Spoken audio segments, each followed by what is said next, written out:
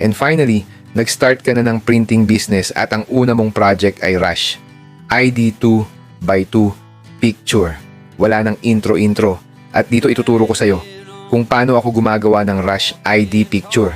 Bali gagamit tayo ng AI para mag-edit ng attire dahil hindi lahat ng customer ay magsisend sa'yo ng picture na ready to print na.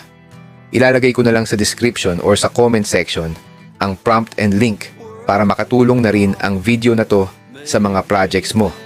Ang first step ay open your browser and go to this website. After mong mag-sign up, you can access their website for free. Yes, free at lahat ng gagamitin natin dito sa project na ito ay free. After sign up, sundan mo lang ang video na ito. Mag-upload ng reference photo at mag-paste ng prompt. Start generate at maghintay ka na lang ng result. Same lang ito ng mga usual AI tools. So bali suggestion ko lang itong AI tools na ito dahil hindi niya binabago yung mukha ng in-upload mong photo. Di kagaya ng ibang AI tools na kung ano ang pinaggagawa. So after mong ma-download ang picture, pumunta ka lang sa Canva at mag-create ka ng new project. Ang gagamitin kong size ng photo paper ay 5R 5x7 inches. Kapag okay ka na sa napili mong size, click Create a new design. Click Elements and type Frame. Piliin mo yung square frame at iset mo lang ng 2x2 inches. Upload mo yung picture at i-drag mo lang sa loob ng frame at konting adjustment para hindi makita yung watermarks ng AI tools. Always put borders sa frame.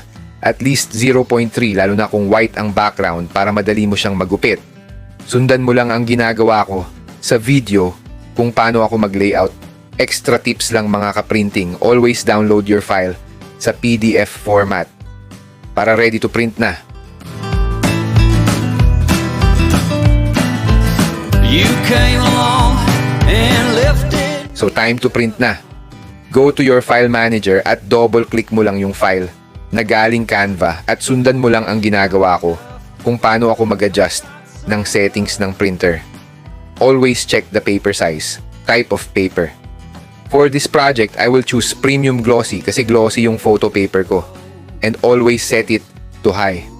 Another tip mga ka-printing, if pigment ink ang gamit nyo, always adjust the brightness minimum of 5. Dahil ang output ng pigment ink ay mas darker kaysa dye ink.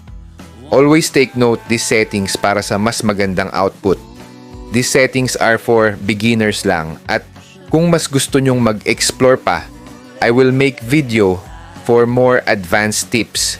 So yun lang mga ka-printing at sana ay may natutunan kayo sa video na ito.